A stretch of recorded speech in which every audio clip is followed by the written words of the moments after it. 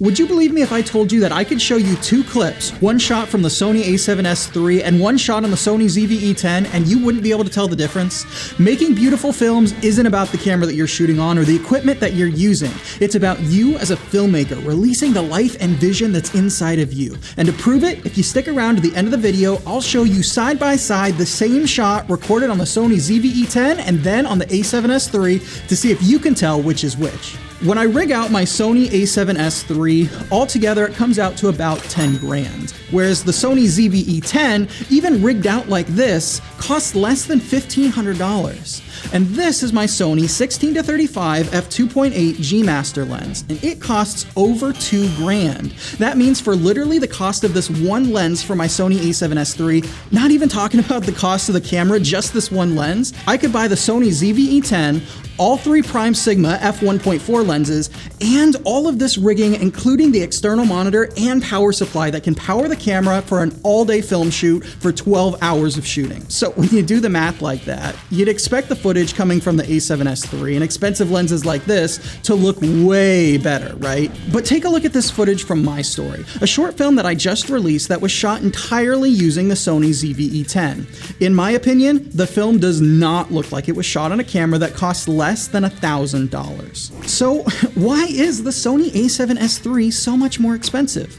Well, there's a few reasons. For one, the sensor is about 1.5 times bigger than the sensor on the ZV-e10. That means that the camera has a lot more information to process and that your lenses are going to be a lot more expensive because they have to focus light onto a much bigger surface than they do for smaller sensors. The Sony a7S III also has in-body image stabilization, meaning that when enabled, the handheld footage that you shoot on the Sony a7S III isn't going to be nearly as shaky as the footage from the ZV-e10. And the a7S III handles rolling shutter much better than the ZV-e10 does. The ZV-e10 isn't nearly as good in low light either. And another big thing about the a7S III is that it can shoot 120 frames per second slow motion in 4K resolution, which is revolutionary for a camera like this when it came out. The ZV-e10, on the other hand, can only shoot 4K footage in 24 or 30 FPS, which means if you want to shoot in slow motion, you're going to have to reduce your resolution to 1080p. So you should just get the a7S III, right? It's so much better than the ZV-e10 and can do so much more. Obviously, that's why it costs so much. So if you want to be a professional filmmaker making real films, you're just gonna have to cough up the 5 to 10 grand to buy a big professional camera like this, right? That's sure what I thought when I sank the cash into my S3. But here's the thing. Everything I just said, everything that makes the a7S III so much better, doesn't really matter. As someone who shot films on both the a7S III and the ZV-e10, I can guarantee you that I can get just as high quality footage from the ZV-e10 as from the a7S III. And like I promised, I will show you side-by-side footage from both cameras at the end of the video to prove my point. So what were the 5 things that I said that made the a7S III so much more expensive?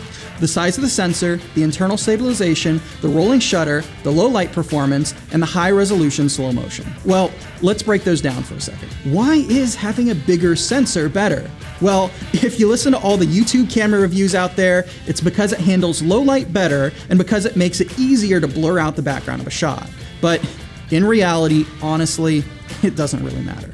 In Hollywood, where they spend millions, hundreds of millions of dollars on their films, they can shoot literally on whatever camera they want. A lot of the time, they still choose to shoot on cameras with smaller sensors. The low light improvements that bigger sensors have is so minimal. And when it comes to having a blurrier background, again, the difference is so minimal and easily compensated by just getting a lens that can stop down to a lower aperture, which is super affordable since lenses for smaller sensors are so much cheaper anyway. Internal stabilization is definitely great, I'll admit that.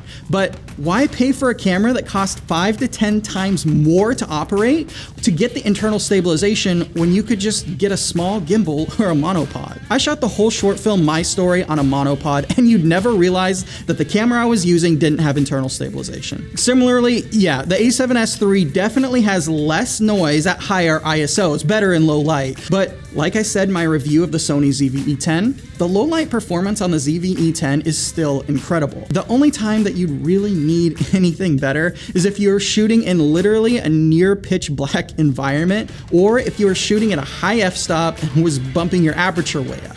In either case though, just get a lens that can stop down to a lower f-stop like f1.4, you'll be completely fine. Rolling shutter, I almost honestly didn't even mention in this video because it matters so little. Yeah, if you're gonna be whip panning a bunch and following action sports and that kind of thing, the S3 is probably gonna be a better bet. But even still, most of the time, you're not even gonna be bothered by the rolling shutter. When I was first learning about cameras, I thought this was gonna be a way bigger deal than it is because everybody seems to talk about it. But after shooting film and commercial video professionally for years, I promise you, it's not that big of a deal.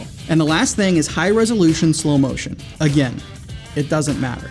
I've shot commercial campaigns that cost over 20 grand to produce and delivered everything in 1080p resolution. Literally, I've never delivered a video, be it to a client, a film, anything else, in higher than 1080p resolution before, and it's never once been mentioned by anybody that I've worked with. Is it nice to shoot in 4K so you have some flexibility to crop in and out? Yeah, absolutely. But really, you should be framing your shots in camera the way you intend to be editing and publishing them to get the most out of your camera anyway. Shooting in 4K, again, is such a hot button topic that it's nice to have, sure, but really, it doesn't matter in the real world. When you're watching camera reviews and tutorials and all of that on YouTube, it's really easy to get caught up thinking that your camera is way more important than it is. And are there advantages to the more expensive systems like this? Absolutely. And if you've got the money for it, go ahead and get the expensive stuff. But here's my honest reflection on my career as a filmmaker. If I were to do it all again, honestly, I probably wouldn't buy the A7S III. I probably would have gotten something like the ZV-e10 or A6400, something like that with good lenses, and either put the rest of the money into lighting equipment sooner, or honestly, just taking my wife on another vacation, or maybe invested the money into an actual film, or maybe getting a marketing campaign off the ground that's actually gonna make me money instead of just costing money like cameras do. And honestly, that's really saying something. Personally, I know lots of filmmakers shooting on FX6s, FX9s, red cameras, Aries, and all that, and good for them, honestly. There's nothing wrong with having an expensive camera system, but at the end of the day, what I care about is making money with my films, and I can sell footage that I shot on the A7S III just as easy as I can from the ZV-e10 or an Arri Alexa, because the camera isn't what makes a great film, or even a profitable film. It's you as a filmmaker releasing the vision inside of you to the world through film with a distribution strategy that you can iterate on over time. So why spend the money on something expensive when you could get the same thing for cheap, especially when you're first getting started and haven't even made your first 100 grand in the industry yet? With that said, here's what you've been waiting for.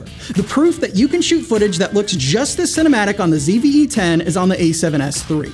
Can you tell which shot was filmed on which camera? Or here's a better question. Do you feel like one of these shots looks 10 times better than the other one, since it was shot on a system that costs 10 times more? Here's the answer. The shot on the left was recorded using the Sony a7S III using a shoulder mount, and the shot on the right was recorded on the Sony ZV-e10 on a monopod. Do I have you convinced yet? If not, listen. I shot a whole short film on the Sony ZV-e10 to prove that you don't need to spend tens of thousands of dollars on equipment to make a professional looking film, and I documented the whole thing on YouTube. I've got a bunch more videos coming out over the next few months going all into detail about it. But if you want to see more, I'll link to the full behind the scenes video I just posted a few days ago in the description of this video. Go ahead and check it out and see how I shot the footage you're seeing now on a camera that costs literally less than $1,000.